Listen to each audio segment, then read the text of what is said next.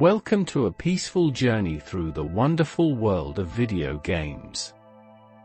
Tonight, we'll explore the gentle evolution of interactive entertainment, from its humble beginnings to the rich landscape we know today. Let your mind drift as we discover how creative minds transformed simple ideas into the beautiful art form that brings joy to millions around the world. In the quiet laboratories of the 1940s and 1950s, brilliant minds were beginning to imagine something extraordinary. These early pioneers weren't trying to create entertainment empires or global phenomena.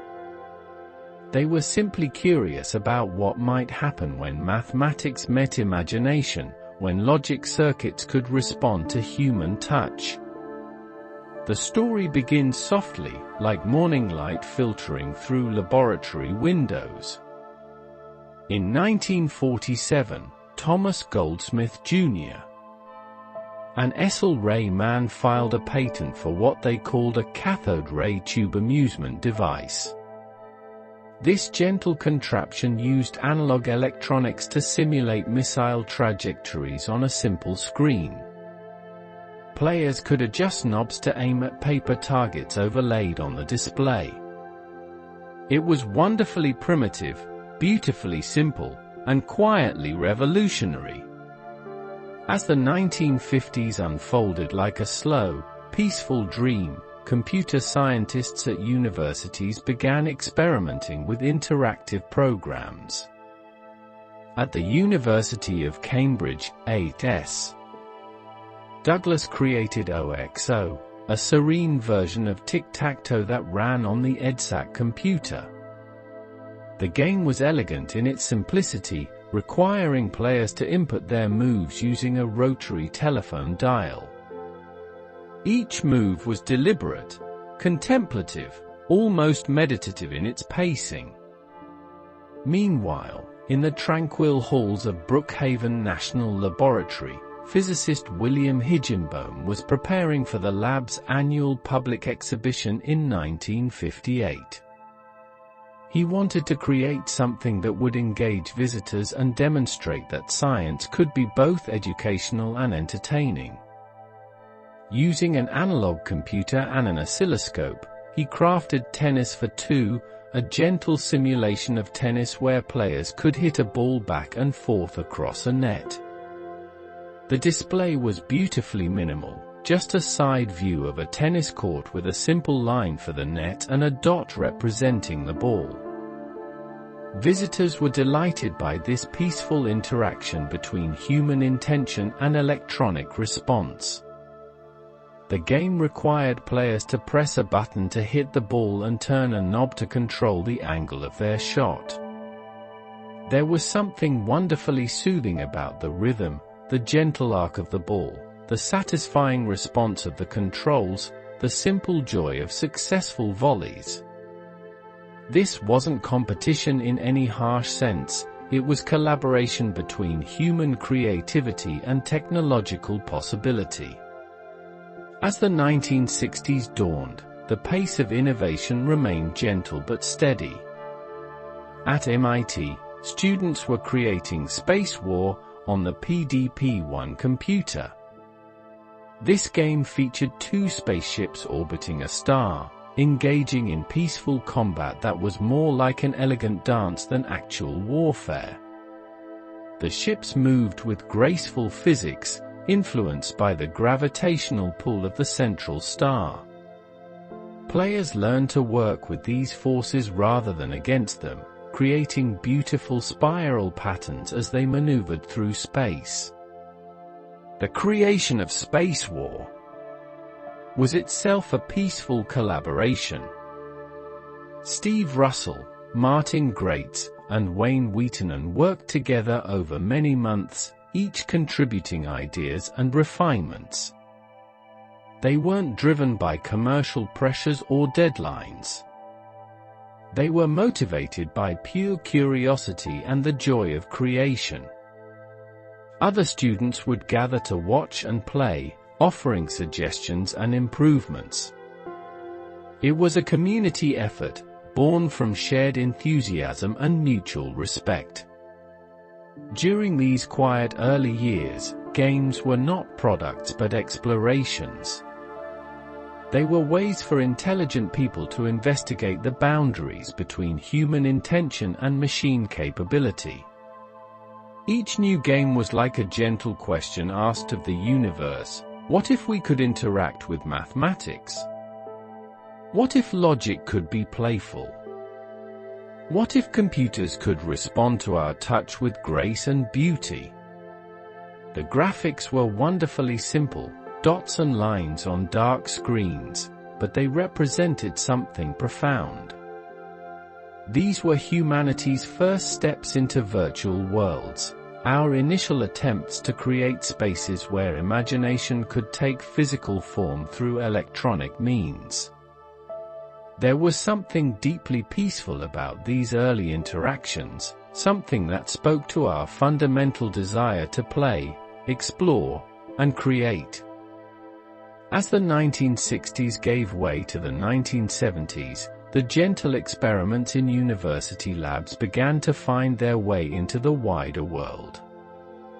The transition was gradual and organic, like seeds carried on a soft breeze to fertile ground.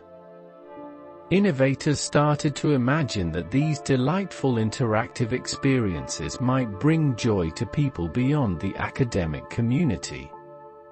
Ralph Baer, often called the father of video games, spent years quietly developing what would become the Magnavox Odyssey. Working at Sanders Associates, Baer envisioned a device that could bring the magic of interactive entertainment into people's homes. His vision was gentle and inclusive. He wanted to create something that families could enjoy together, something that would bring people closer rather than drive them apart. The Odyssey, released in 1972, was beautifully simple. It displayed basic white rectangles on a black screen, but these simple shapes could become anything the imagination desired. With plastic overlays that could be placed on the television screen, the same basic display could represent a hockey rink, a tennis court, or a maze. Players used their creativity to transform abstract shapes into meaningful experiences. There was something wonderfully peaceful about the Odyssey experience. The games moved slowly and deliberately. There were no harsh sound effects or flashing lights, just the gentle glow of the television screen and the satisfying click of the controllers.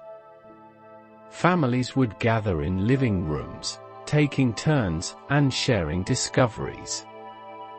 Children would explain the rules to grandparents, who would in turn share strategies they had developed. It was collaborative entertainment at its most pure and gentle. Around the same time, in California, Nolan Bushnell was pursuing his own vision of accessible interactive entertainment.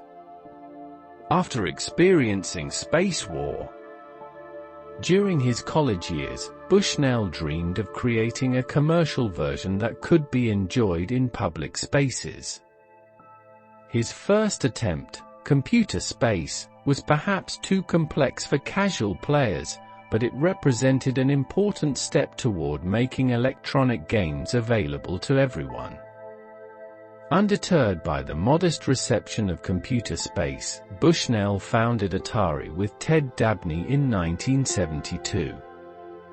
Their next creation would be much simpler and more approachable. They wanted to create something that anyone could understand within seconds, something that would feel natural and welcoming to players of all backgrounds. The result was Pong, a gentle electronic interpretation of ping pong that captured the essence of the sport while stripping away all unnecessary complexity. The screen showed 2 paddles and a ball, nothing more. Players simply moved their paddles up and down to hit the ball back and forth. The physics were smooth and predictable, the response immediate and satisfying. Pong succeeded because it felt familiar. everyone understood the basic concept of hitting a ball back and forth. The learning curve was gentle. New players could begin enjoying the game within moments, while experienced players could develop sophisticated strategies and techniques. The sound design was minimal but perfect, a gentle electronic tone when the ball hit a paddle, a slightly different tone when it hit the top or bottom of the screen. The game was installed in Andy Capp's Tavern in Sunnyvale, California, where it quickly attracted curious patrons. Word spread quietly through the community about this fascinating new form of entertainment. People would finish their meals and gather around the machine, taking turns and cheering each other's successes. It wasn't about winning or losing, it was about sharing a new and wonderful experience. As Pong machines appeared in bars, restaurants, and arcade spaces across the country, they created small communities of players. Strangers would challenge each other to friendly matches, sharing techniques and celebrating good plays. The game brought people together in a way that felt natural and warm. There was no aggression or hostility, just the simple pleasure of interactive play. The success of Pong inspired other companies to explore this new medium. Each new game was an experiment in finding the perfect balance between simplicity and depth, between accessibility and engagement. Developers approached their craft with the patience of artisans, testing and refining until their creations felt just right. During this formative period, the video game industry maintained the gentle, exploratory spirit of its academic origins. Creators were motivated primarily by the desire to share interesting experiences, to discover what was possible when human creativity met electronic capability. The financial rewards were secondary to the satisfaction of creating something that brought joy to others. As the 1970s progressed into a peaceful rhythm, arcade games began to flourish like flowers in a well-tended garden. These weren't the loud, overwhelming spaces we might imagine today, but rather quiet refuges where people could explore new forms of interactive entertainment at their own pace. The early arcade experience was wonderfully contemplative. Machines were spaced far enough apart to allow for comfortable observation and discussion. Players would watch each other's techniques, offering gentle advice and encouragement. High scores were celebrated as community achievements rather than individual conquests. The atmosphere was one of shared discovery and mutual appreciation for the craft of game playing. In 1976, Breakout arrived in arcades, bringing with it a new kind of meditative gameplay. Created by Atari and refined with input from Steve Wozniak and Steve Jobs, Breakout took the basic paddle concept from Pong and transformed it into something more contemplative and strategic. Players controlled a paddle at the bottom of the screen, bouncing a ball upward to break through rows of colored bricks. The genius of Breakout lay in its gentle progression. Each level began with a full wall of colorful bricks, creating a satisfying visual pattern. As the ball struck the bricks, gaps would appear, creating new pathways and strategic opportunities. The physics were perfectly calibrated, the ball moved at exactly the right speed to allow for careful planning while maintaining a sense of gentle urgency. Players would develop personal strategies for approaching each wall of bricks. Some preferred to create narrow channels straight up through the middle, allowing the ball to bounce around in the space above. Others worked methodically from side to side, clearing the wall in organized sections. Each approach had its own rhythm and rewards, and players would often experiment with different techniques throughout a single session. The visual design of Breakout was quietly beautiful. The colored bricks created rainbow patterns that were pleasing to look at even when not actively playing. As bricks disappeared, the remaining pattern would shift and change, creating new visual compositions. The paddle moved smoothly across the bottom of the screen, its white rectangle standing in pleasant contrast to the colorful bricks above. Around the same time, other developers were exploring different approaches to arcade entertainment. Atari's Asteroids, released in 1979, created a peaceful space environment where players piloted a small ship through a field of drifting rocks. The game used vector graphics, creating clean, bright lines against a dark background that felt like looking through a telescope into deep space.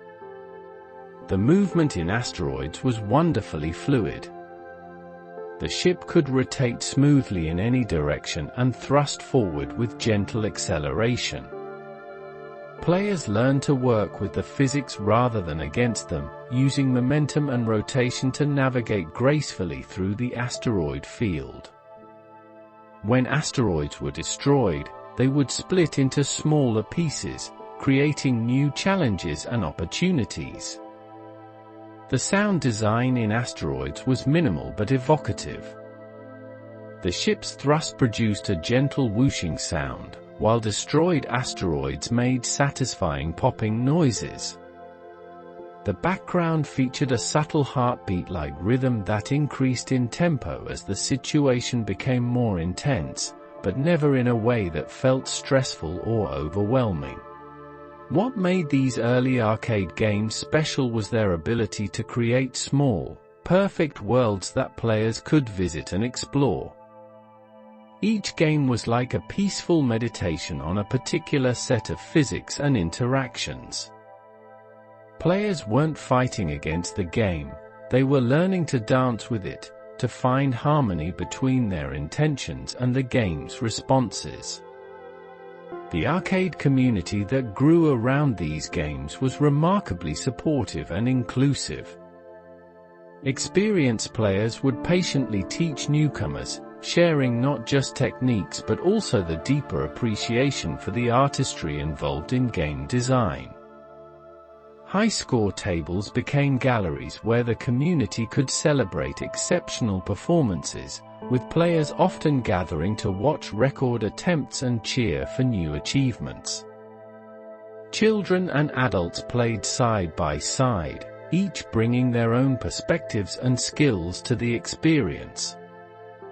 Grandparents would challenge their grandchildren to friendly competitions, discovering that quick reflexes were only one aspect of game mastery. Strategy, patience, and understanding were equally important, creating opportunities for players of all ages to excel. The machines themselves were works of art. Cabinet designs were clean and elegant, with beautiful marquee artwork that captured the essence of each game. The controls were precisely calibrated, with buttons that had just the right amount of resistance and joysticks that moved with smooth, predictable response.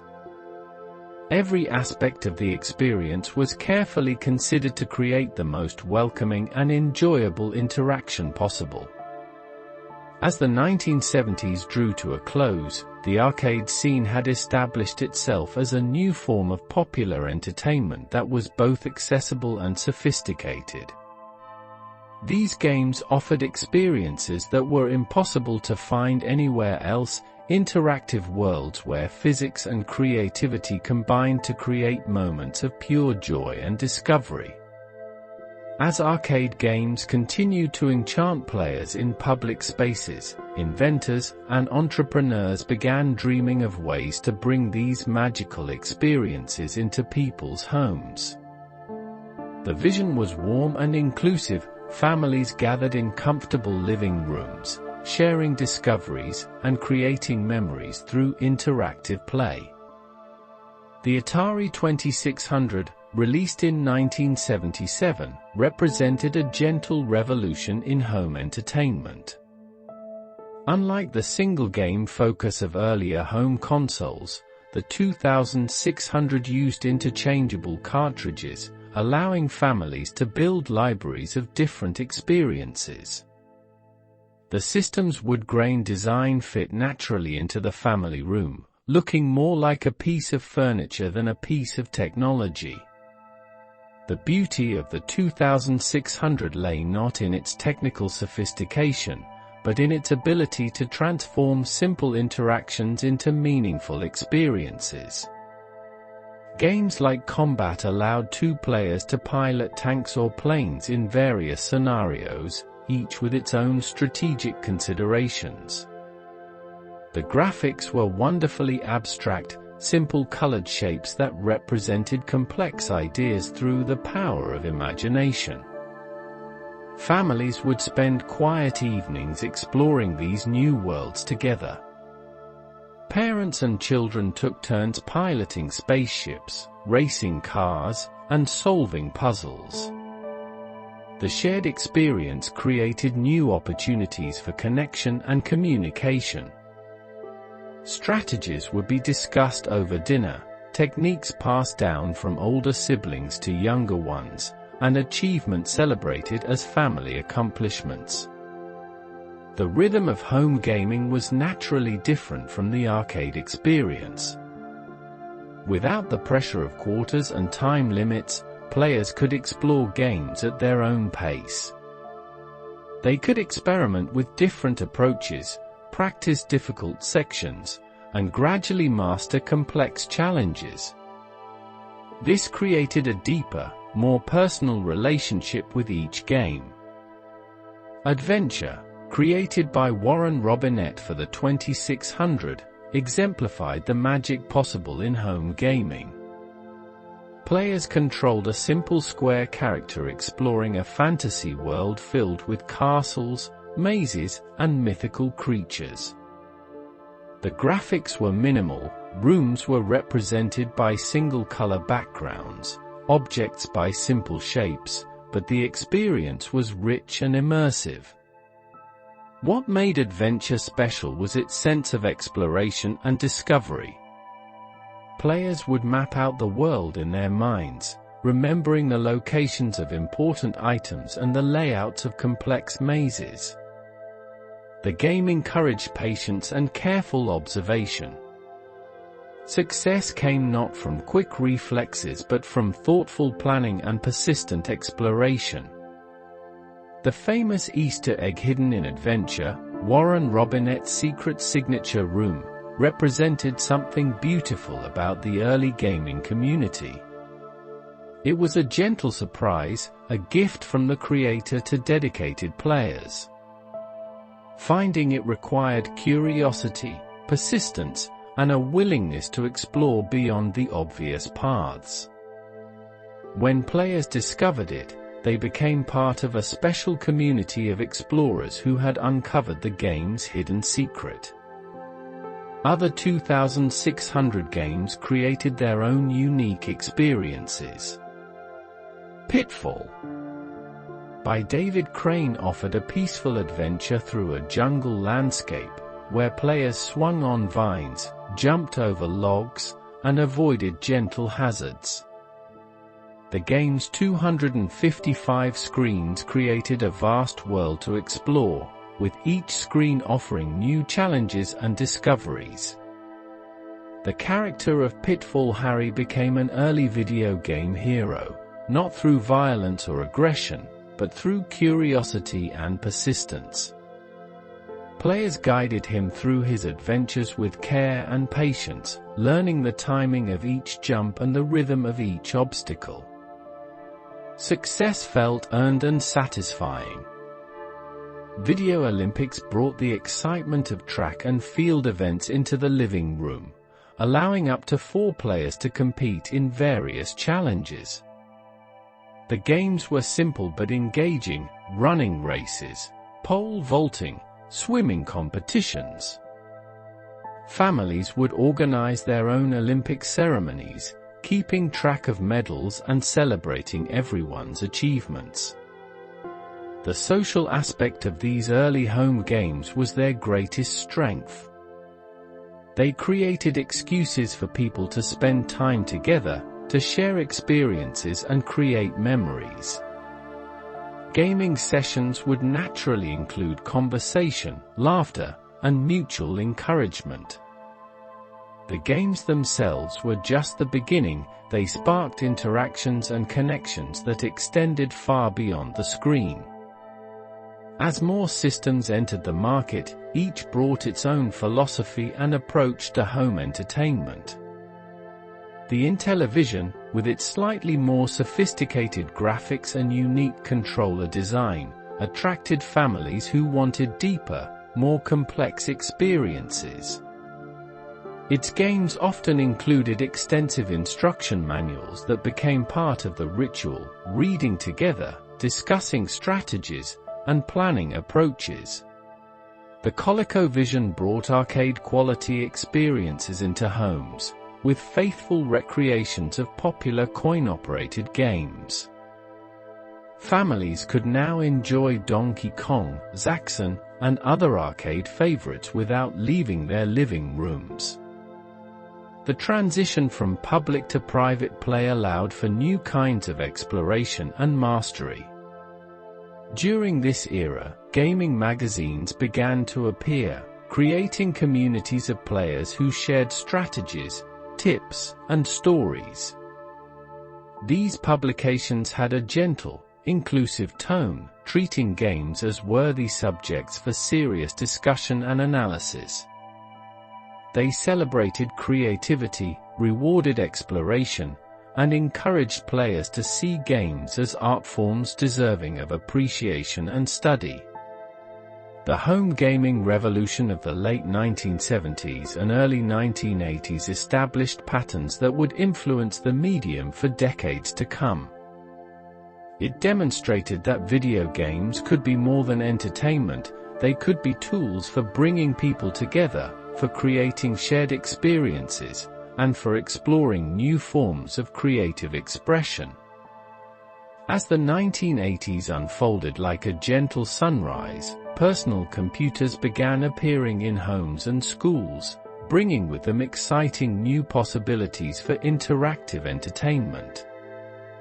These machines represented a different philosophy from dedicated game consoles. They were tools for creativity and exploration, platforms where anyone could become a creator as well as a player. The Apple II, with its clean design and approachable interface, became a gateway for many people's first encounter with computer games. Unlike arcade machines or consoles, the Apple II invited tinkering and experimentation. Many owners found themselves not just playing games, but learning to modify them, creating their own levels, and eventually developing entirely new experiences. Mystery House, created by Roberta and Ken Williams in 1980, represented an entirely new genre of gaming experience. This adventure game combined simple graphics with text-based interaction, allowing players to explore a Victorian mansion and solve a complex mystery. Players typed commands like "Go North" or "Examine Painting," and the computer would respond with descriptions and visual updates. The pace of Mystery House was wonderfully contemplative. Players could take their time examining each room, considering each clue, and planning their next moves. The game encouraged careful observation and logical thinking. Success came through patience and persistence rather than quick reactions or precise timing. The Williams Online Systems, later Sierra, became known for creating games that felt like interactive stories. Each new release explored different themes and settings, from medieval castles to space stations to Wild West towns.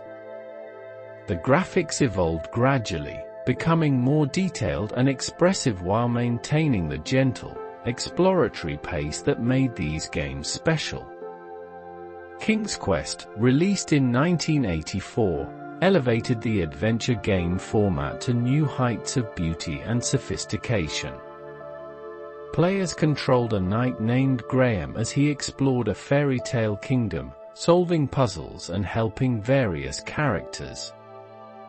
The game featured beautiful animated graphics and a musical score that enhanced the magical atmosphere. What made King's Quest particularly special was its emphasis on kindness and helpfulness. Players advanced not through combat or competition, but by solving problems and helping others. The game rewarded creativity and lateral thinking, often providing multiple solutions to each challenge. This created a gentle, encouraging experience that welcomed players of all backgrounds and skill levels.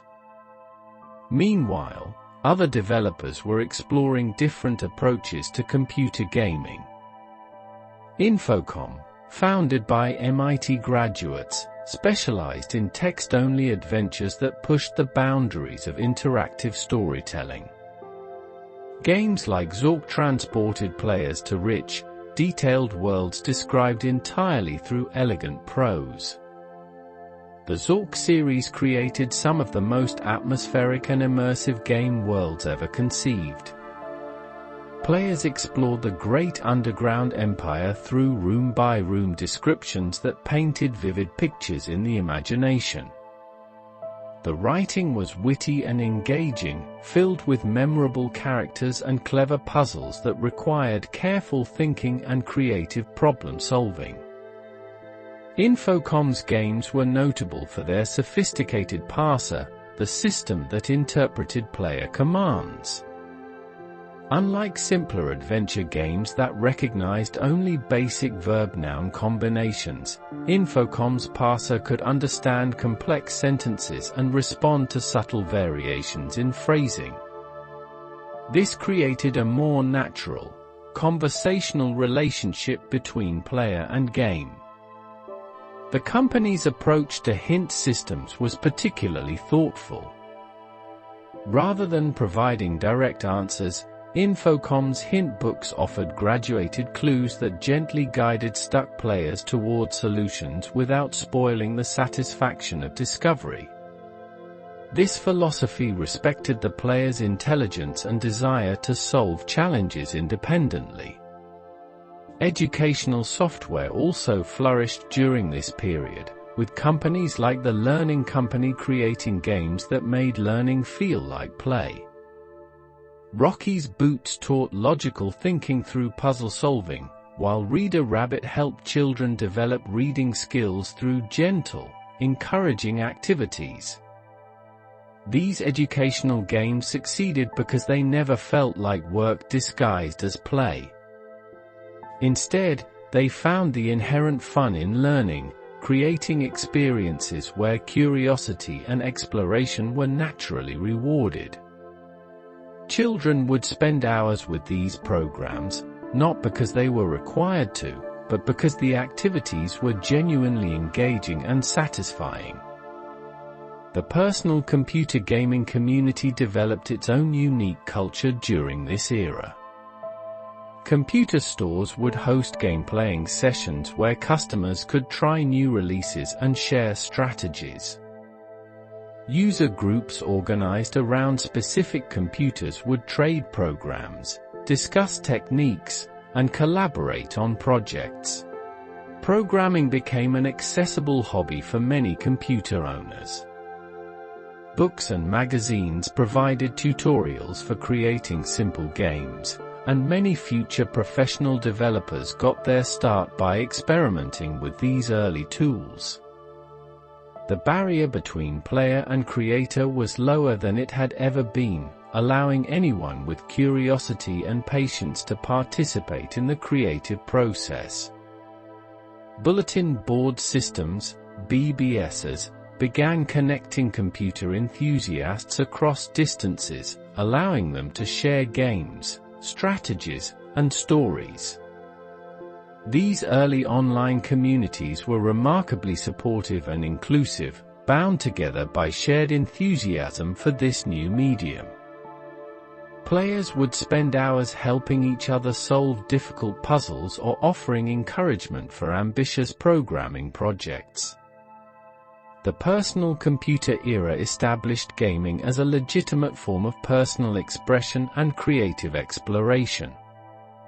It demonstrated that interactive entertainment could be more than a diversion. It could be a medium for storytelling, education, and artistic expression that was limited only by human imagination. The mid-1980s brought a wonderful period of growth and diversification in video gaming. Like a garden reaching full bloom, the medium began to express itself in countless new forms, each offering unique pleasures and possibilities for exploration. The Nintendo Entertainment System, released in North America in 1985, rekindled interest in home gaming after a brief period of uncertainty. Nintendo approached the market with careful consideration and genuine respect for players. Their games were meticulously crafted experiences that balanced accessibility with depth, creating worlds that welcomed newcomers while rewarding dedicated exploration. Super Mario Bros. Became the gentle ambassador of this new era.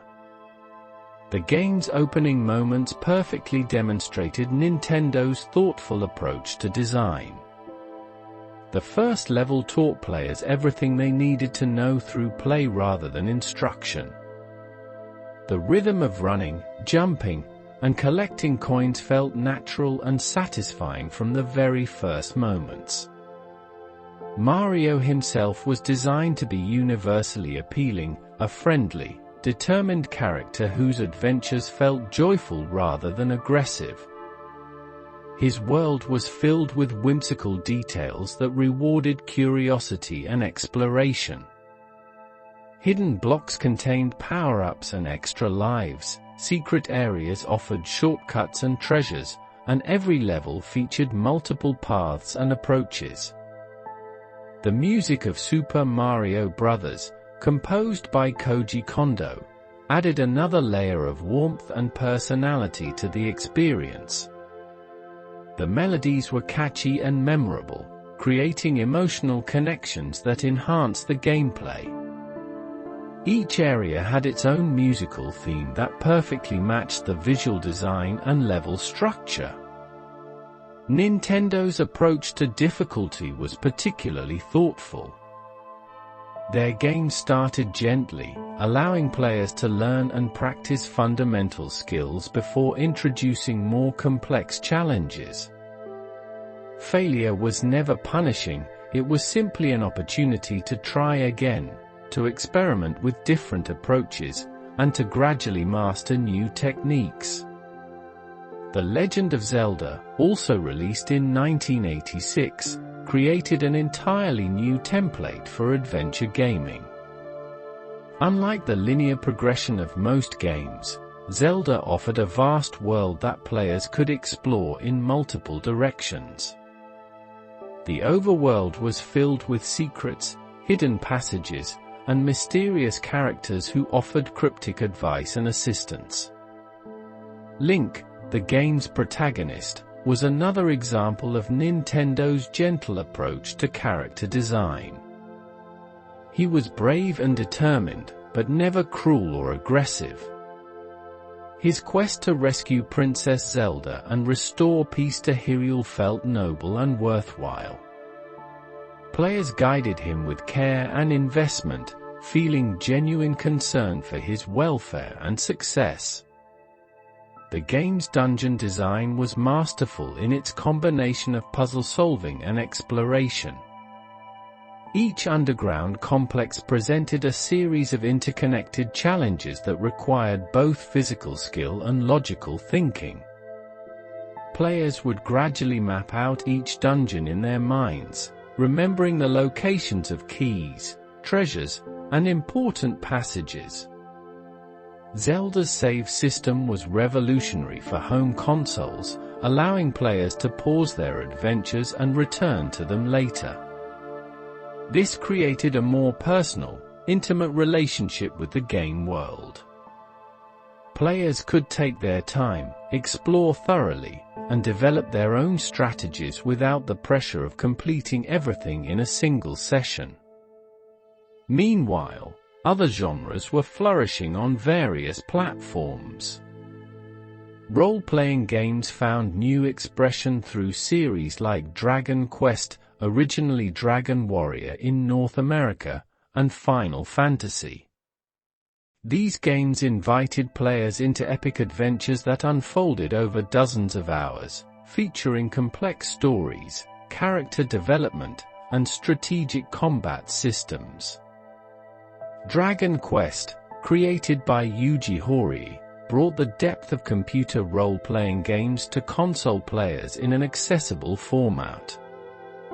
The game's story was engaging without being overwhelming, its combat system strategic without being complicated. Players could spend peaceful hours exploring the countryside, talking to villagers, and gradually building their characters' strength and abilities. The towns and villages in Dragon Quest felt like real places inhabited by interesting people.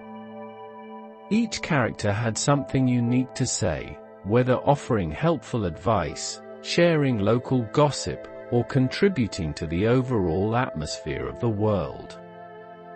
Players would often revisit familiar locations just to see how things had changed as the story progressed.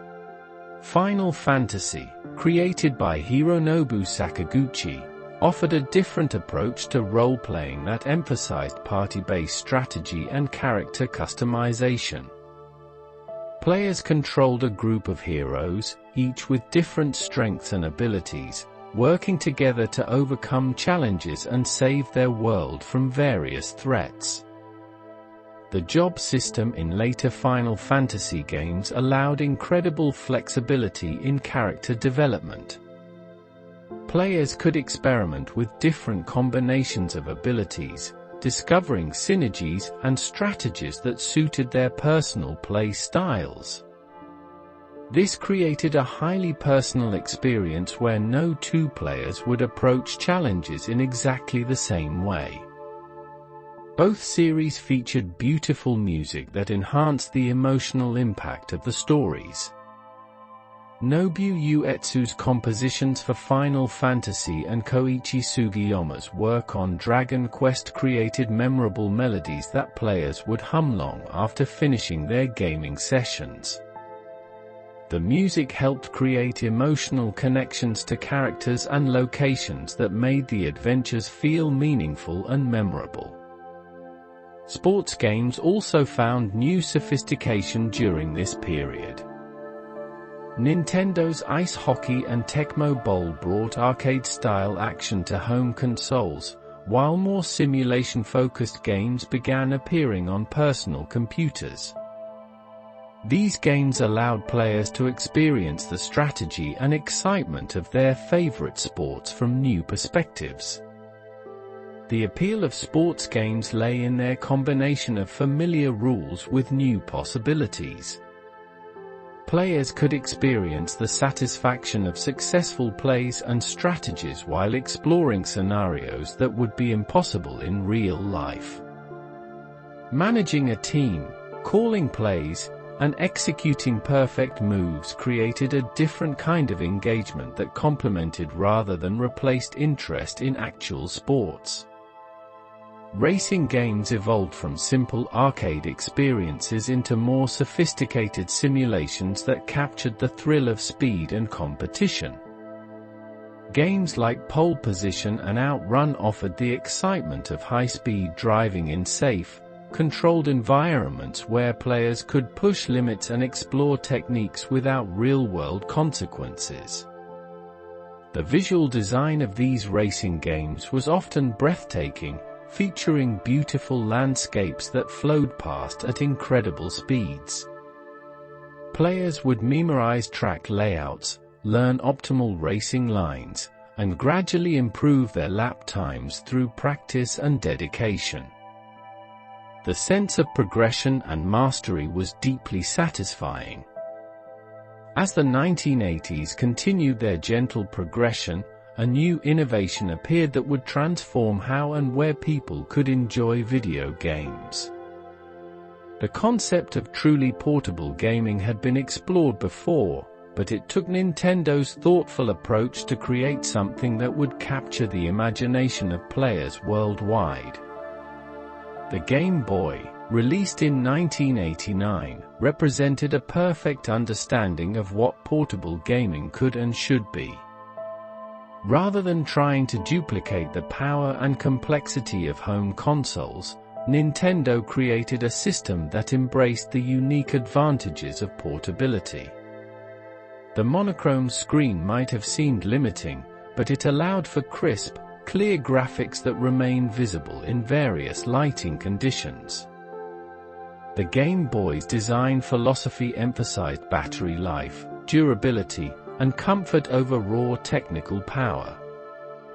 The system could provide many hours of entertainment on a single set of batteries, making it practical for long trips, quiet moments, and situations where larger gaming systems wouldn't be appropriate. Tetris, included with many Game Boy systems, proved to be the perfect showcase for portable gaming. The puzzle game's simple, elegant mechanics were ideally suited to the pick-up-and-play nature of handheld gaming. Players could enjoy a quick round during a break or lose themselves in extended sessions, gradually improving their skills and pushing for higher scores. The beauty of Tetris lay in its mathematical purity. Falling blocks in 7 different shapes could be rotated and positioned to create complete horizontal lines, which would then disappear to make room for more blocks. The concept was instantly understandable, but mastering the strategy and technique required patience, practice, and careful observation. Each Tetris session became a personal meditation on spatial relationships and forward planning. Players learned to see patterns and possibilities, to think several moves ahead, and to remain calm under pressure as the blocks fell faster and the stack grew higher. The game's music, composed by Hirokazu Tanaka, provided a peaceful, rhythmic backdrop that enhanced the contemplative nature of the experience. The Game Boy created new contexts for gaming that hadn't existed before. Commuters could enjoy adventures during train rides, students could puzzle through challenges between classes, and families could share gaming experiences during long car trips. The system made gaming more personal and intimate while also creating new opportunities for social interaction. Multiplayer Game Boy experiences, connected through a simple cable, allowed friends to trade Pokémon, race cars, or compete in puzzle games. These local multiplayer sessions created warm, social gaming experiences that brought people together in physical space while sharing virtual adventures. The success of the Game Boy inspired other companies to explore portable gaming, each bringing their own perspectives and innovations to the concept. Atari's Lynx offered color graphics and more powerful hardware, while Sega's Game Gear provided backlit screens and impressive visual capabilities. However, the Game Boy's success wasn't based purely on technical specifications. Nintendo understood that portable gaming required a different design philosophy, one that prioritized accessibility, efficiency, and the unique pleasures of gaming on the go. The system's library grew to include puzzle games, adventure games, role-playing games, and action games, each adapted to make the most of the portable format. The Pokémon series, beginning with red and blue versions in Japan in 1996, that demonstrated the full potential of portable gaming. These games created a vast world that players could explore at their own pace, filled with creatures to discover, train, and befriend. The social aspects of Pokémon, trading creatures with friends, comparing progress, and sharing discoveries, turned individual gaming experiences into community activities.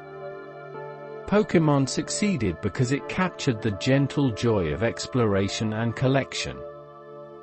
Players weren't fighting enemies in any traditional sense, they were building relationships with digital creatures, learning their strengths and preferences, and helping them grow stronger.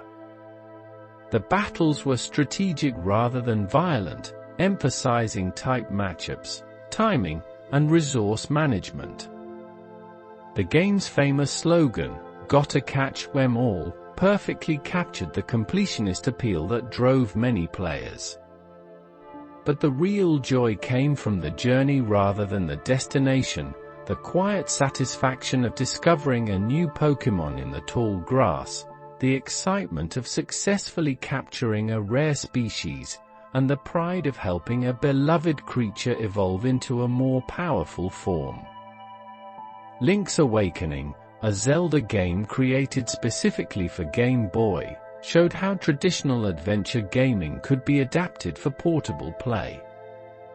The game's world was smaller than its console counterparts but no less rich in detail and personality. Every screen contained interesting characters, clever puzzles, or hidden secrets that rewarded careful exploration. The story of Link's Awakening was more personal and intimate than other Zelda games, focusing on the protagonist's relationship with the inhabitants of Koholint Island. The game's emotional depth and philosophical themes created a uniquely moving experience that demonstrated the artistic potential of portable gaming. Portable gaming systems created new rhythms of play that complemented rather than replaced home gaming experiences. Players could make progress in epic adventures during short breaks, practice challenging sections until they achieved mastery, or simply enjoy the peaceful relaxation of familiar games in new contexts. The portability also enabled new forms of social gaming. Friends would gather with their individual systems to share experiences, compare progress, and help each other overcome difficult challenges. These sessions combined the personal intimacy of individual gaming with the community aspects of shared play. As technology advanced through the 1990s, game developers began exploring new ways to create immersive experiences through three-dimensional graphics.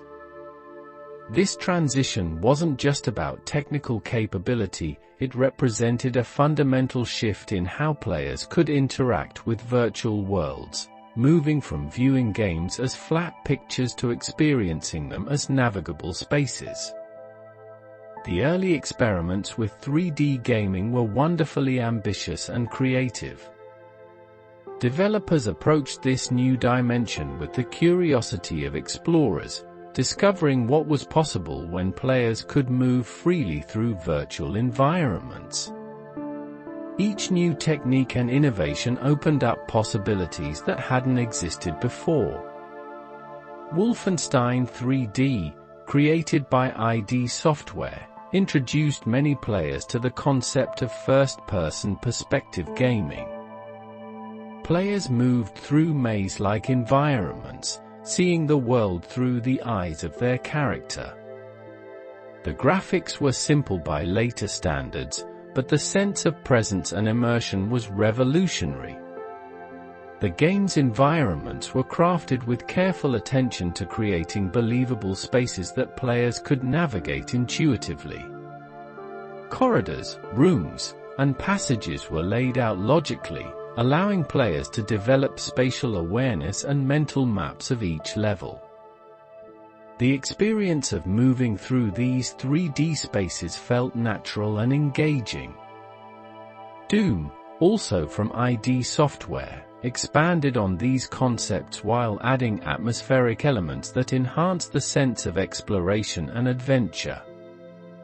The game's levels were more complex and varied, featuring different textures, lighting effects, and architectural styles that created distinct moods and environments.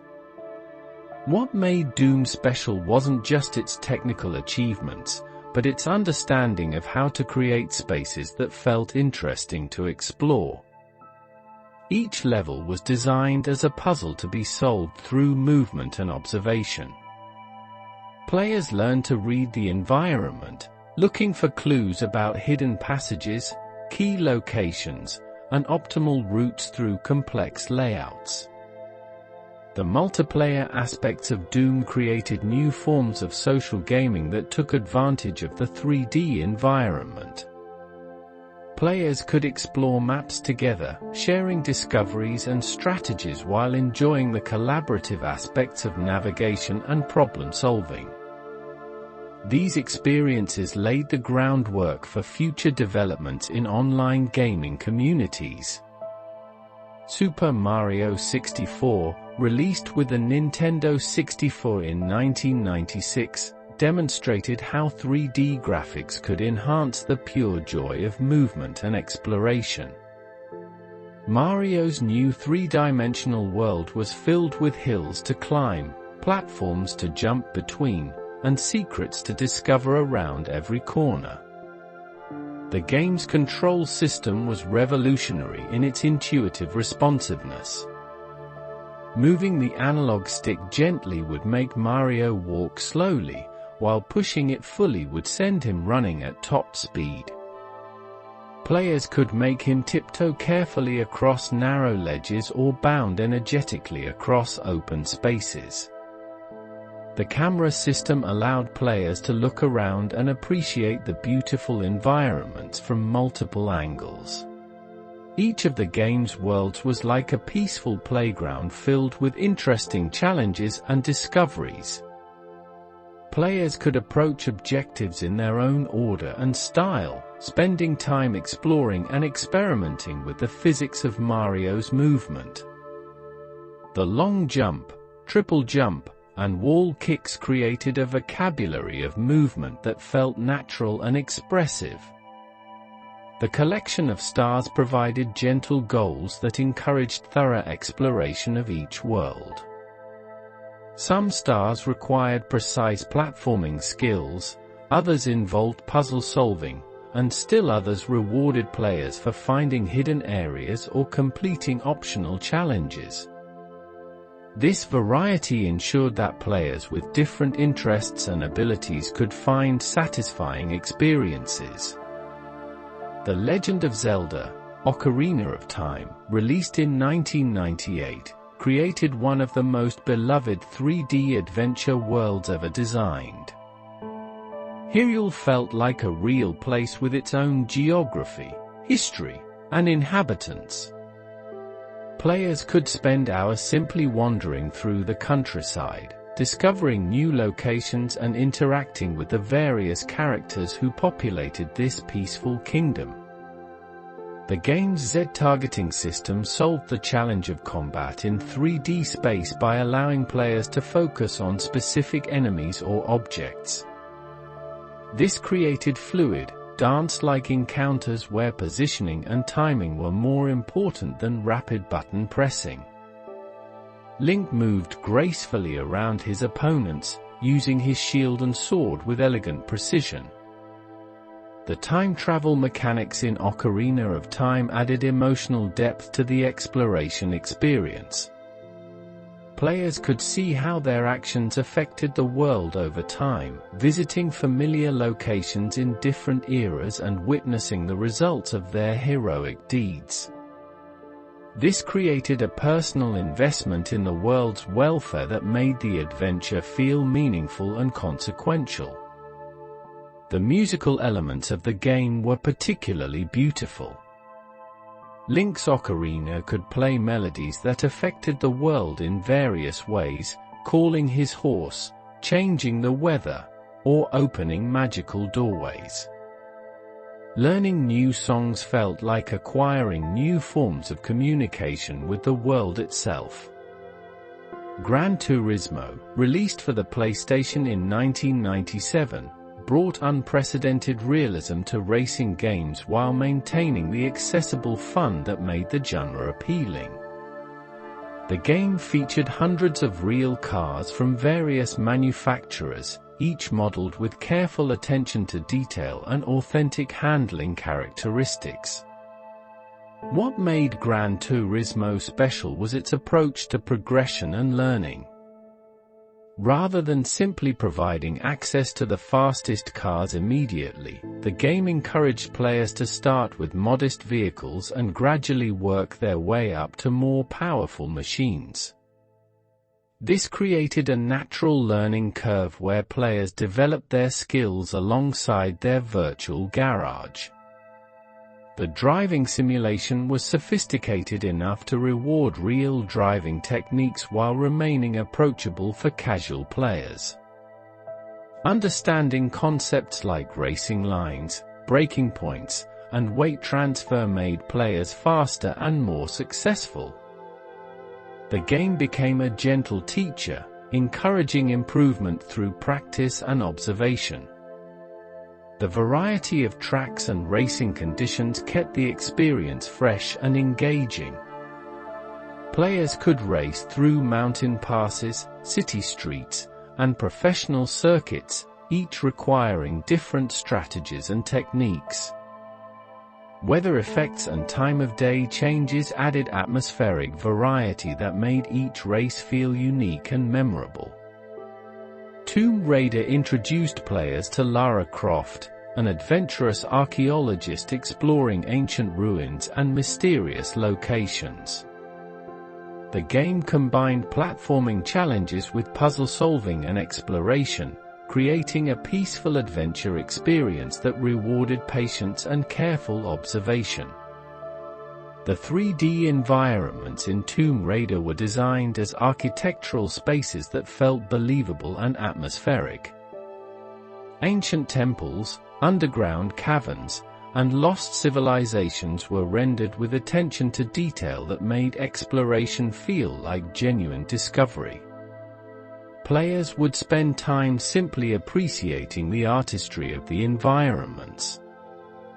Lara's movement through these spaces was fluid and expressive. She could walk, run, jump, climb, and swim with graceful animation that made navigation feel natural and satisfying. The puzzles often involved understanding the three-dimensional relationships between different areas and objects, encouraging spatial thinking and creative problem-solving. Final Fantasy VII demonstrated how 3D graphics could enhance storytelling and character development in role-playing games. The game's world was vast and varied, featuring everything from industrial cities to peaceful villages to mysterious ancient sites. Each location had its own visual style and atmosphere that contributed to the overall narrative experience.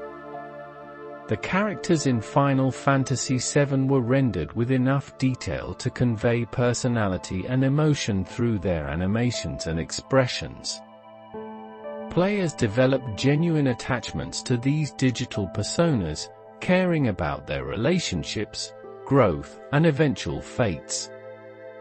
The story unfolded through a combination of gameplay and cinematics that created an engrossing narrative experience.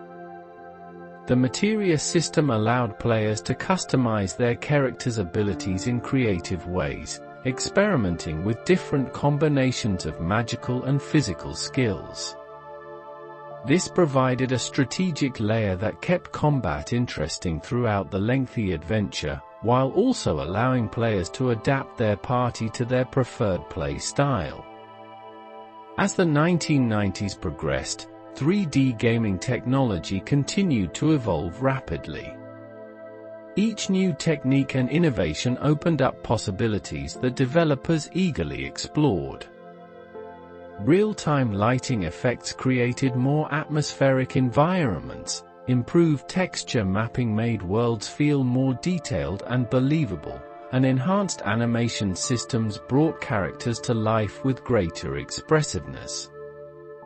The transition to 3D gaming wasn't just about technical advancement, it represented a fundamental expansion in the types of experiences that games could provide. Players could now inhabit virtual worlds in ways that felt more natural and immersive, creating deeper emotional connections to the characters and stories they encountered. As the 1990s drew to a peaceful close, another significant transformation began to reshape the gaming landscape. The growing availability of internet connections opened up entirely new possibilities for shared gaming experiences, allowing players from around the world to connect, collaborate, and explore virtual worlds together. The early online gaming communities were small but passionate groups of enthusiasts who recognized the potential of connected play. These pioneers were patient with technical limitations and generous with their knowledge, helping newcomers navigate the complexities of multiplayer gaming while building supportive communities around shared interests. Multi-user dungeons, or MUDs, were among the first successful online gaming experiences. These text-based virtual worlds allowed players to create characters, explore fantasy realms, and interact with other adventurers through typed commands and descriptions. Despite their simple presentation, MUDs created rich, engaging experiences that captured players' imaginations for hours at a time. The social aspects of MUDs were particularly compelling. Players would form friendships, organize groups for challenging quests, and spend time simply chatting about their adventures and strategies. These early online communities established patterns of cooperation, mentorship, and mutual support that would influence online gaming for decades to come. Ultima Online, launched in 1997, brought graphical presentation to the massive multiplayer online experience. Players could create custom characters and explore a persistent world that continued to exist and evolve even when they weren't actively playing. This created a sense of living in a shared virtual community rather than simply visiting a game. The world of Ultima Online was designed to support many different play styles and interests. Some players focused on combat and adventure, while others preferred crafting, trading, or simply socializing with other community members. The game's skill system allowed characters to develop in unique directions based on how players chose to spend their time. The player-driven economy in Ultima Online created fascinating social dynamics. Crafters would establish relationships with adventurers, providing equipment and supplies in exchange for rare materials gathered during quests. Towns would develop their own cultures and reputations, with certain locations becoming known for particular types of activities or communities. EverQuest, released in 1999, refined the massively multiplayer formula while creating one of the most immersive virtual worlds ever designed. The game's fantasy realm of Norath was vast and detailed, filled with diverse environments, complex storylines, and countless opportunities for exploration and discovery. What made EverQuest special was its emphasis on social cooperation.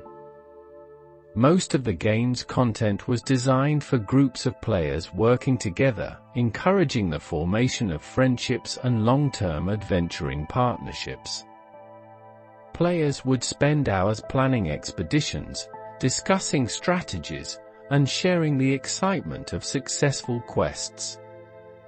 The game's progression system rewarded patience and dedication. Character development was a gradual process that created a sense of meaningful advancement over time. Players would set long-term goals and work steadily toward achieving them, celebrating milestones with friends and guild mates who understood the significance of each achievement. EverQuest's guilds became like extended families, with experienced players mentoring newcomers and everyone contributing to collective goals and activities. Guild halls served as gathering places where members could socialize, plan adventures, and share resources. The relationships formed through these virtual communities often extended into real-life friendships that lasted for years. Real-time strategy games also found new expression through online multiplayer capabilities. StarCraft, released by Blizzard Entertainment in 1998, created a perfectly balanced competitive experience that attracted players from around the world. The game's 3 distinct races offered different strategic approaches, ensuring that no 2 matches would unfold in exactly the same way. The online StarCraft community developed its own culture of competitive excellence and mutual respect. Players would study replays of famous matches, discuss strategies in forums, and organize tournaments that showcased the highest levels of strategic thinking and execution. The game became a legitimate spectator sport, with audiences gathering to watch skilled players compete. What made StarCraft enduringly popular was its perfect balance between accessibility and depth. New players could understand the basic concepts quickly, while masters could spend years perfecting their understanding of timing, resource management, and strategic adaptation. This created a community where players of all skill levels could find appropriate challenges and opponents. Counter-Strike, originally a modification for Half-Life, demonstrated how online gaming could create intense cooperative experiences. Teams of players worked together to complete objectives while opposing another team with conflicting goals. Success required communication, coordination, and mutual trust between team members.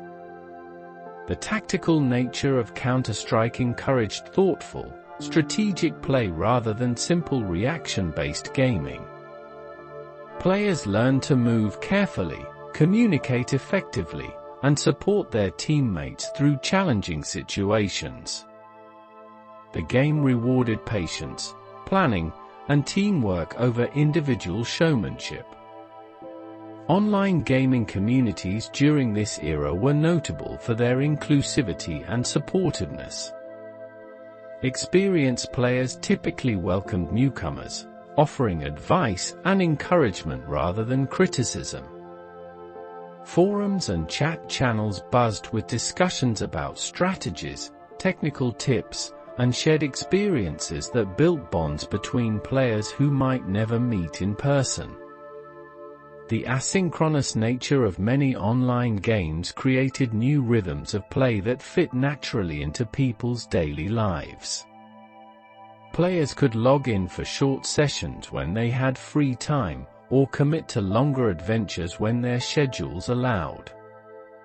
The persistent nature of online worlds meant that progress was always saved and communities were always available. As internet infrastructure improved and became more widely available, online gaming evolved from a niche hobby into a mainstream form of entertainment. The social aspects of connected play attracted people who might not have been interested in single-player gaming, while the collaborative elements appealed to those who enjoyed working toward shared goals. As the calendar turned to 2000, the gaming industry entered a period of remarkable creativity and expansion. New platforms, genres, and approaches to interactive entertainment emerged, each contributing to an increasingly diverse and sophisticated medium that welcomed players with different interests, abilities, and preferences. The PlayStation 2, released in 2000, became one of the most successful gaming consoles ever produced, largely because of Sony's commitment to supporting a wide variety of game types and developers. The system's library eventually included everything from epic adventures to intimate puzzle games, ensuring that every type of player could find experiences that resonated with their interests. Grand Theft Auto: Vice City exemplified the PlayStation 2's ability to support complex, open-world experiences. Set in a fictional version of 1980s Miami, the game created a living, breathing city that players could explore at their own pace.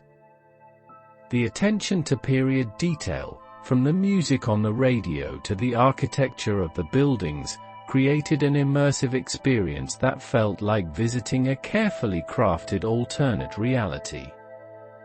What made Vice City compelling wasn't just its size or technical sophistication, but the freedom it offered players to create their own experiences within its boundaries.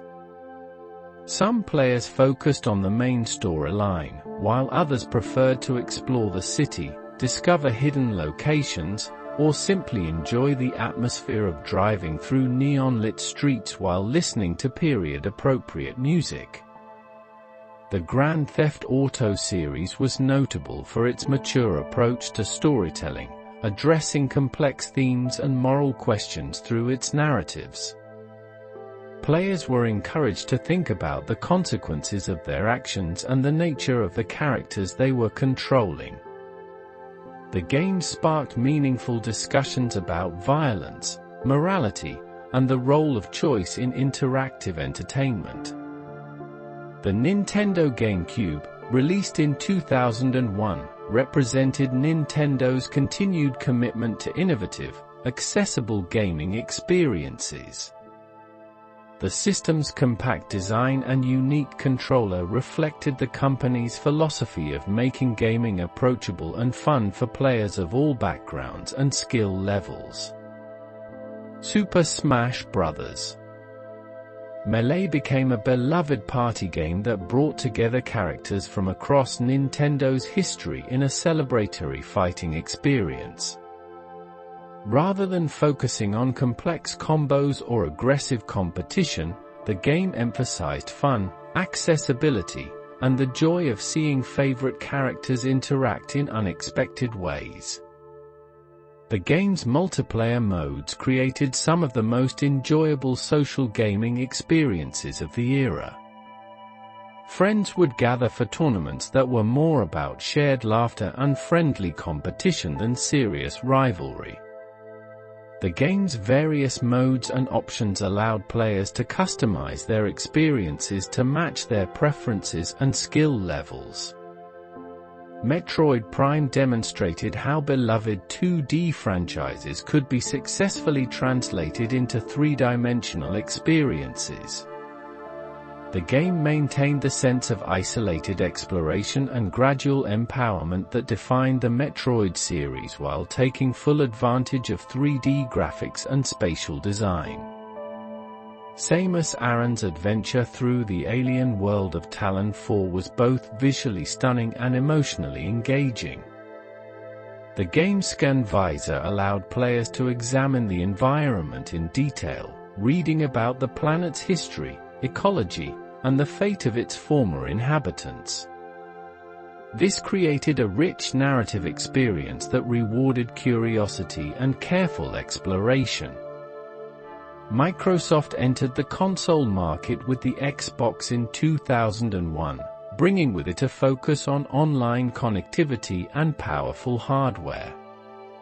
The system's built-in Ethernet port and Xbox Live service made online gaming more accessible to console players, while exclusive games like Halo demonstrated the platform's capabilities. Halo Combat Evolved created one of the most memorable gaming experiences of the early 2000s. The game's story followed Master Chief, a super soldier fighting to save humanity from an alien alliance called the Covenant. The narrative was epic in scope but personal in execution, creating emotional investment in the characters and their struggles. The game's level design was masterful in its combination of indoor and outdoor environments, vehicle sections, and on-foot exploration. Each area felt distinct and memorable, with clear navigation cues that helped players understand their objectives and surroundings. The cooperative campaign mode allowed friends to experience the adventure together, sharing the excitement of major story moments and challenging encounters. Xbox Live revolutionized console online gaming by providing a unified service that made connecting with other players simple and reliable. The service's friend list, voice chat, and matchmaking features created a social infrastructure that enhanced every compatible game. Players could easily join friends' games, coordinate strategies through headset communication, and build lasting gaming relationships. The handheld gaming market continued to evolve during this period, with Nintendo's Game Boy Advance offering improved graphics and processing power while maintaining the portability and battery life that made handheld gaming appealing. The system's library included both original games designed specifically for portable play and enhanced versions of classic console experiences.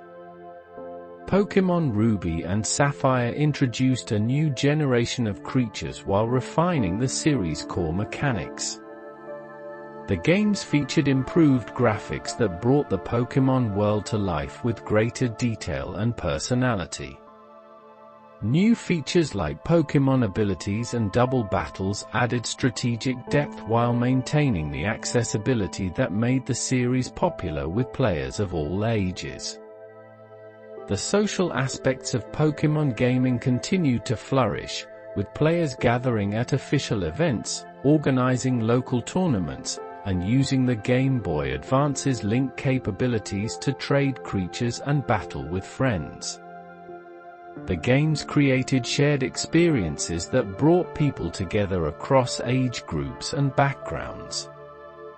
Personal computers remained an important gaming platform during this era, with developers continuing to push the boundaries of what was possible in terms of graphics, simulation, and online connectivity. The Sims, released in 2000, created an entirely new genre of life simulation that appealed to audiences who had never considered themselves gamers. The Sims allowed players to create virtual people and guide them through their daily lives, making decisions about careers, relationships, home decoration, and personal development. The game had no win condition or ultimate objective. Instead, it provided tools for storytelling and creative expression that players could use however they chose. What made The Sims special was its focus on the mundane details of life that other games typically ignored. Players could spend hours decorating homes, planning parties, or simply watching their Sims interact with each other. The game celebrated the small moments and everyday activities that make up human experience. The modding community that grew around The Sims was particularly creative and productive. Players created custom content, new objects, architectural styles, and even entirely new gameplay mechanics. This collaborative creativity extended the game's lifespan and demonstrated the power of giving players tools to express themselves within game worlds. World of Warcraft, released in 2004, redefined what massively multiplayer online games could be in terms of accessibility, polish, and community building. Blizzard Entertainment created a fantasy world that was both vast and welcoming, with systems designed to help players find groups, discover content, and progress at their own pace. The game's quest system provided clear objectives and rewards that made progression feel meaningful and achievable. Rather than leaving players to figure out what to do next, World of Warcraft offered gentle guidance through well-designed quest chains that told stories while teaching game mechanics and encouraging exploration. The social features in World of Warcraft were carefully designed to bring players together. The guild system, group finder tools, and shared objectives created natural opportunities for cooperation and friendship. The game's various servers developed their own communities and cultures, with players forming lasting relationships that often extended beyond the game itself. As technology advanced into the mid-2000s, gaming entered what many consider a golden age of visual fidelity and narrative sophistication. High-definition displays became standard, allowing developers to create more detailed and expressive worlds that could convey subtle emotions and atmospheric elements that had been impossible before. The Xbox 360, launched in 2005, pioneered many of the online features that would become standard across the industry. Xbox Live Arcade provided a platform for smaller, more experimental games that offered unique experiences alongside the major retail releases. This created opportunities for indie developers to reach audiences and for players to discover innovative gameplay concepts. Geometry Wars, Retro Evolved exemplified the creative potential of digital distribution. This abstract shooter took simple geometric shapes and transformed them into a mesmerizing, meditative experience. Players controlled a small ship navigating through fields of colorful enemies, creating beautiful patterns of light and movement as they played. The game's visual design was hypnotically beautiful, with bright neon colors pulsing and flowing across a dark grid background. Destroyed enemies exploded into showers of particles that created temporary artwork before fading away. The experience was both relaxing and engaging, offering a peaceful way to enter a flow state where reactions and awareness synchronized perfectly. Gears of War demonstrated the Xbox 360's graphical capabilities while creating a new template for cooperative action gaming. The game's cover-based combat system encouraged players to work together, coordinating movements and supporting each other through challenging encounters. The cooperative campaign could be played with a friend, either locally or online, creating shared experiences that strengthened the emotional impact of the story.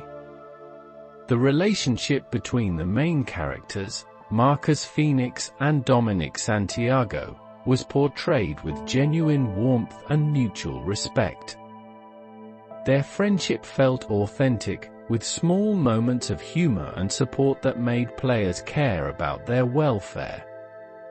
The game's darker moments were balanced by instances of hope and human connection that kept the experience from becoming overwhelming. The PlayStation 3, released in 2006, brought Blu-ray technology and powerful processing capabilities to gaming.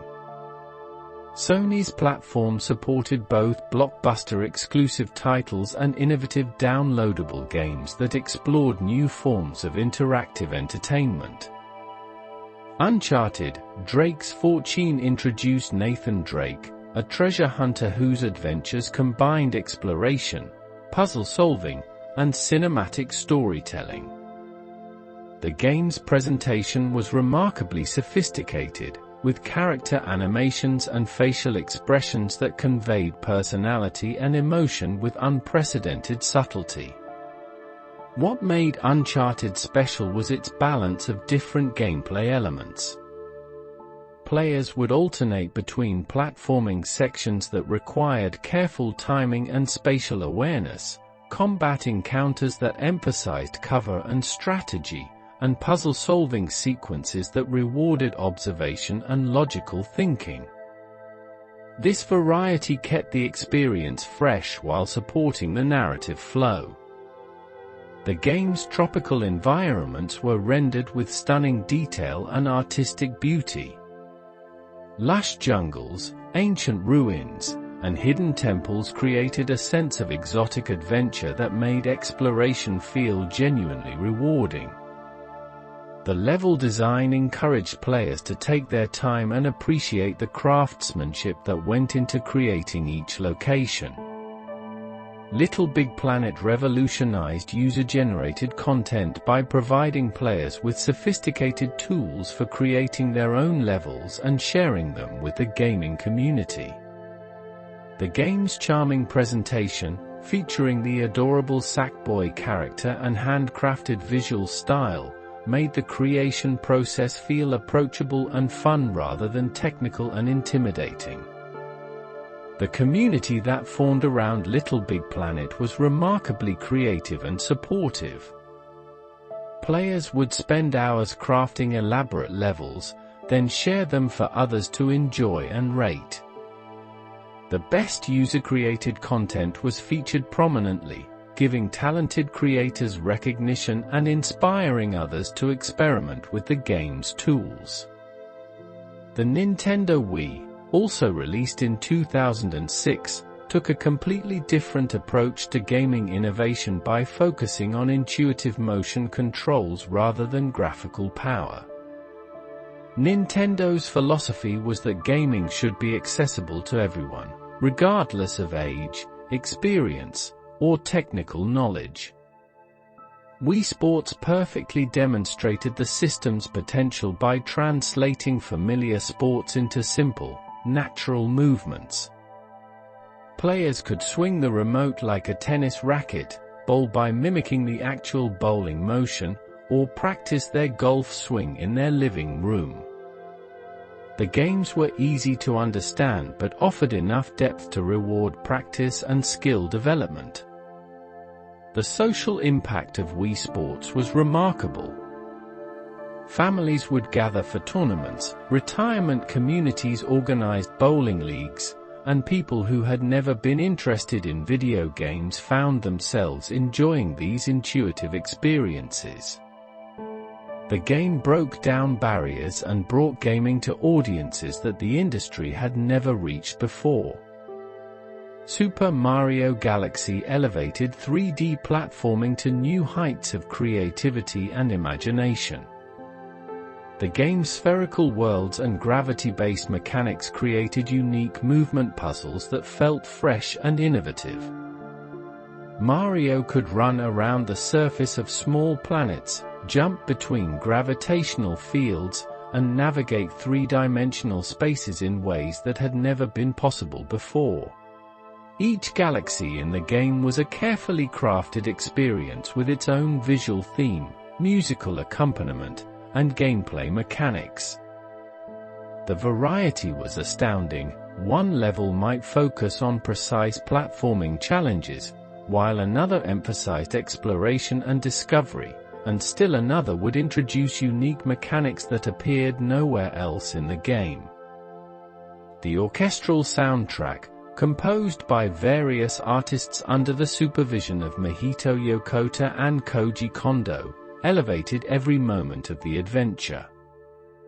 The music responded to player actions and story developments, creating emotional connections that made successful completion of challenging sections feel genuinely triumphant.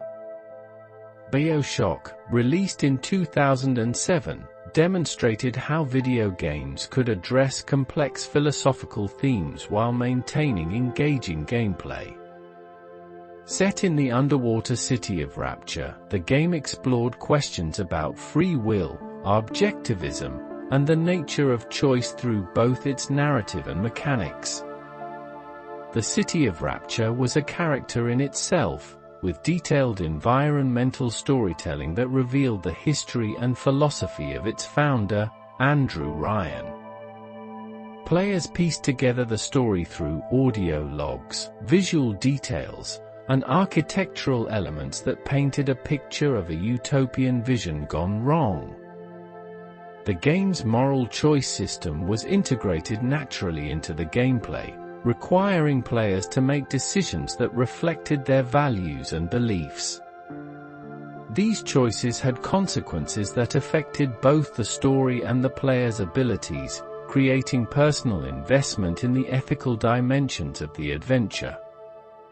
Rock Band and Guitar Hero created new forms of social gaming that combined music appreciation with accessible gameplay mechanics.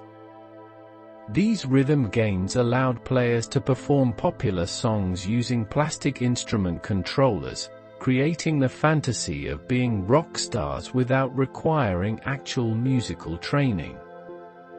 The multiplayer aspects of these games were particularly compelling.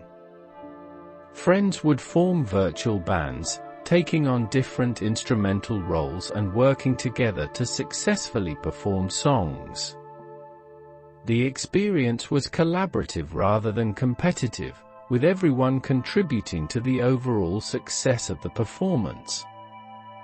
The games introduced many players to new music while allowing them to experience familiar songs from new perspectives. The set lists included classics from various genres and eras, creating opportunities for musical discovery and appreciation across different age groups and cultural backgrounds. The late 2000s brought another fundamental shift in gaming accessibility with the widespread adoption of smartphones and tablets. These devices put sophisticated gaming capabilities into the pockets of billions of people, creating opportunities for new types of experiences that fit naturally into the rhythms of daily life. The iPhone, released in 2007, included a version of solitaire that many users discovered almost by accident. This simple card game demonstrated the potential of touchscreen gaming, offering an experience that felt natural and intuitive without requiring any learning curve or special knowledge. The App Store, launched in 2008, created a new ecosystem for game distribution that allowed small teams and individual developers to reach global audiences. This democratization of publishing led to an explosion of creativity and innovation as developers experimented with new concepts and approaches to interactive entertainment. Angry Birds became one of the most successful early mobile games by perfectly matching its mechanics to the touchscreen interface. The simple concept of slingshotting birds at structures felt natural and satisfying, while the physics-based gameplay provided enough depth to sustain long-term interest. The game's visual design was charming and accessible, featuring colorful characters with distinct personalities despite their simple appearances. Each bird type had unique abilities that encouraged experimentation and strategic thinking. Players would spend time studying each level, planning their approaches, and celebrating successful solutions. The success of Angry Birds demonstrated that mobile games could achieve mainstream cultural impact. The characters appeared on merchandise, inspired animated series, and even led to theme park attractions. This showed that mobile gaming could create franchises and cultural phenomena just like traditional gaming platforms. Plants vs. Zombies brought tower defense gameplay to a broader audience through its perfect balance of strategy and accessibility. The game's premise was immediately understandable: protect your house from zombie invasion using an army of defensive plants, but the execution provided layers of depth that rewarded careful planning and tactical thinking. Each plant type had specific strengths and weaknesses that created interesting strategic decisions. Players learned to combine different plants in effective patterns while managing resource constraints and adapting to new zombie types with unique abilities. The progression system introduced new elements at a comfortable pace that kept the experience fresh without becoming overwhelming. The game's presentation was delightfully whimsical, with colorful artwork and humorous animations that made the concept of zombie invasion feel playful rather than frightening. The soundtrack was catchy and memorable, creating positive emotional associations that made players want to return to the experience. Cut the Rope exemplified the creative potential of touchscreen interaction by creating puzzles that could only exist on mobile devices. Players used finger gestures to cut ropes and manipulate physics objects, feeding candy to an adorable creature named OM Nominative. The tactile nature of the interaction made solving each puzzle feel satisfying and direct. The game's level design was masterful in its gradual introduction of new mechanics and increasing complexity. Early levels taught basic concepts through play, while later challenges combined multiple elements in creative ways that required both logical thinking and spatial awareness. The progression felt natural and rewarding throughout. Fruit Ninja created a simple but addictive experience that took full advantage of touchscreen capabilities. Players used finger swipes to slice fruit while avoiding bombs, creating a satisfying tactile experience that felt immediate and responsive. The game was perfect for short sessions but engaging enough to sustain longer play periods. The visual and audio feedback in Fruit Ninja was particularly well designed. Slicing fruit created satisfying particle effects and sound effects that made each successful swipe feel rewarding. The game's various modes provided different types of challenges, ensuring that players could find experiences that matched their current mood and available time. Words with Friends brought the social aspects of word games to mobile devices, allowing friends and family to play Scrabble-like games across distances. The asynchronous nature of play meant that games could continue over days or weeks, with players making moves when convenient and receiving notifications when it was their turn. The social features of the game strengthened existing relationships while creating opportunities to form new ones. Players could chat with opponents, share interesting words they had discovered, and maintain ongoing competitions that provided gentle social interaction over extended periods. Temple Run pioneered the endless runner genre on mobile devices, creating an experience that was perfect for brief gaming sessions while commuting or waiting. The game's simple controls, swiping to turn, change lanes, or jump, felt natural on touch screens while providing enough challenge to reward skill development. The game's presentation created a sense of adventure and exploration despite its relatively simple mechanics. The temple environments were atmospheric and detailed, with changing scenery that kept the experience visually interesting. The sense of progression through distance traveled and treasure collected provided motivation for continued play. Minecraft Pocket Edition brought the creative sandbox experience to mobile devices, allowing players to build and explore block-based worlds wherever they happen to be. The touch controls were adapted thoughtfully to work with the game's mechanics, making construction and exploration feel natural on smaller screens. The portable nature of Minecraft on mobile devices created new social dynamics around the game.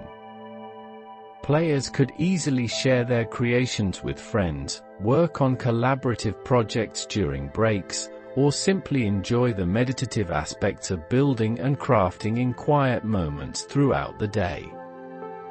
Mobile gaming succeeded not by trying to replicate console or PC experiences, but by embracing the unique advantages of portable, touch-enabled devices. The best mobile games were designed around short play sessions, intuitive controls, and the ability to pause and resume at any time. This created new rhythms of gaming that complemented rather than competed with traditional platforms. The diversity of mobile gaming experiences was remarkable. Puzzle games, strategy games, role-playing games, and creative tools all found successful expression on mobile devices. This variety ensured that players with different interests and preferences could find experiences that resonated with their personal tastes and lifestyles. As digital distribution platforms became more established in the late 2000s and early 2010s, independent developers gained unprecedented access to global audiences. This democratization of game publishing led to a renaissance of creative innovation as small teams and individual creators explored concepts that might have been too risky or niche for large commercial publishers. The independent gaming movement was characterized by a return to pure creative expression. Without the pressure to appeal to the broadest possible audience or generate massive profits, indie developers could focus on creating experiences that were personally meaningful and artistically ambitious. Braid, released in 2008, demonstrated how independent games could tackle complex themes through innovative gameplay mechanics. The game appeared to be a traditional platformer on the surface, but its time manipulation mechanics served as metaphors for memory, regret, and the desire to undo past mistakes. Each world in Braid introduced new temporal mechanics that changed how players approached familiar platforming challenges. Time could be rewound to undo mistakes, certain objects could be immune to temporal effects, and some levels featured time that moved only when the player moved.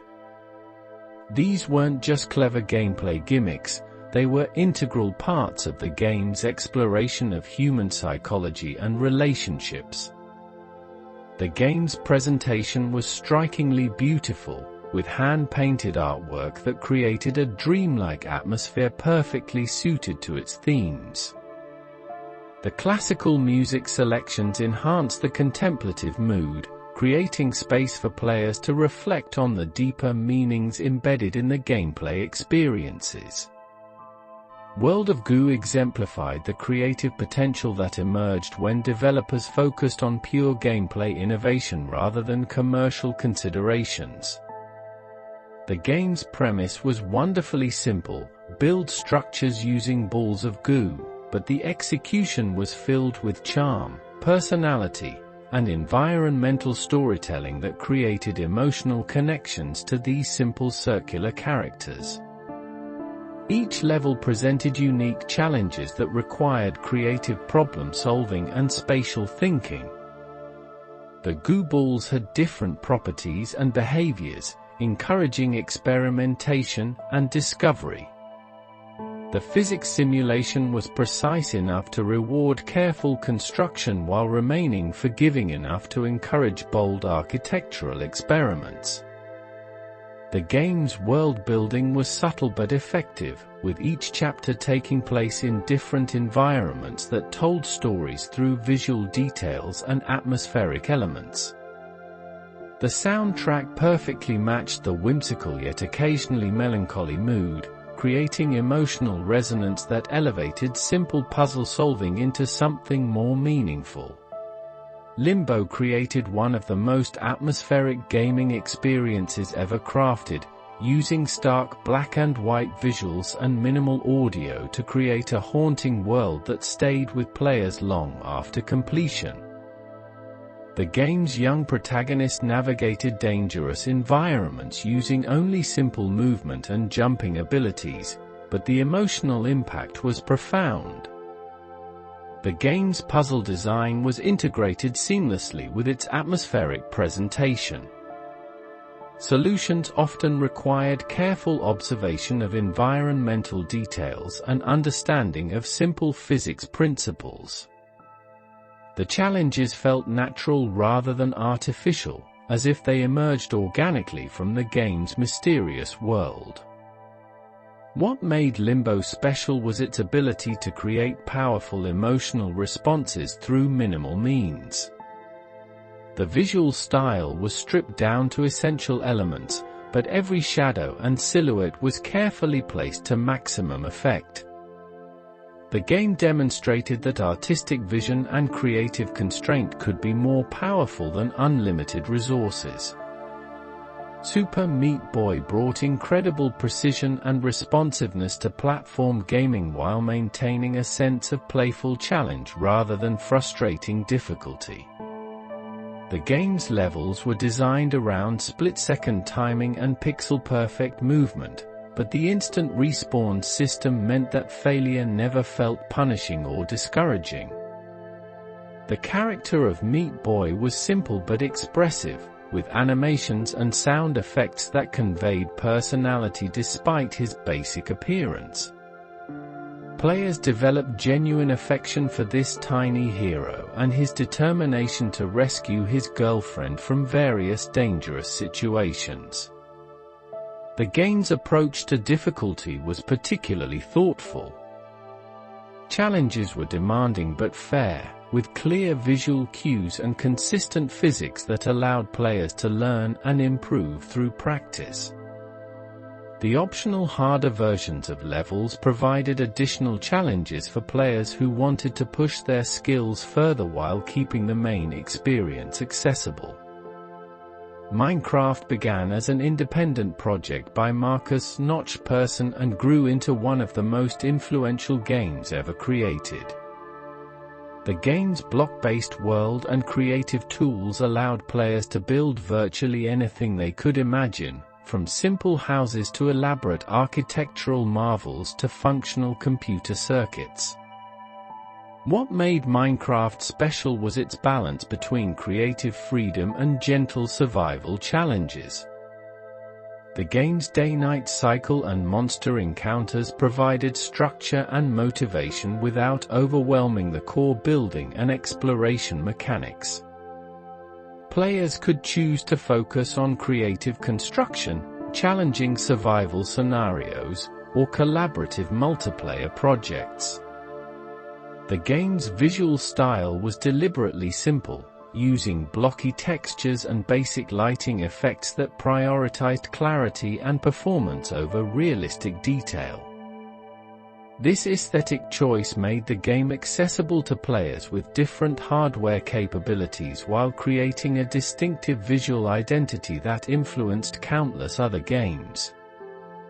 The modding community that grew around Minecraft was extraordinarily creative and productive. Players created new block types, gameplay mechanics, and even entirely different game modes within the Minecraft framework. This collaborative creativity extended the game's lifespan indefinitely while demonstrating the power of providing players with robust creative tools. Journey, developed by That Game Company, created one of the most emotionally moving gaming experiences through its innovative approach to anonymous online cooperation. Players could encounter other travelers in the game's desert world, but communication was limited to simple musical tones and visual gestures. This constraint created remarkably pure and meaningful interactions between strangers. Without the ability to speak or identify each other, players could only communicate through actions and presence. Many formed temporary partnerships that felt genuine and significant despite the limited interaction possibilities. The game's visual and audio design was breathtakingly beautiful, with shifting sand dunes, ancient ruins, and soaring musical scores that created a sense of spiritual journey and personal transformation. From the faint hum of early arcade machines, to the vivid worlds that now live in our hands, it has been a path woven with curiosity, creativity, and the simple joy of play. Each era left behind its own soft echoes, pixels glowing in the dark, music lingering in the air, stories unfolding in the minds of those who pressed the buttons. Today, video games are no longer just games. They are shared spaces, living art, quiet companions on sleepless nights, and vibrant meeting points for people across the world. They are memories we carry, of friends we laughed with, worlds we explored, and moments that felt like they would last forever. As time moves on, technology will change again. New shapes, new sounds, new ways to play will emerge. But somewhere, someone will still be leaning closer to a screen, eyes alight with wonder, heart quiet in the warmth of discovery, and the timeless language of play will continue. And now, as this story comes to rest, you might notice your breathing slowing, your thoughts drifting gently. The long arc of history has curved into this quiet moment, where nothing more needs to be said. All that remains is the calm and the steady, comforting hum of a world at rest.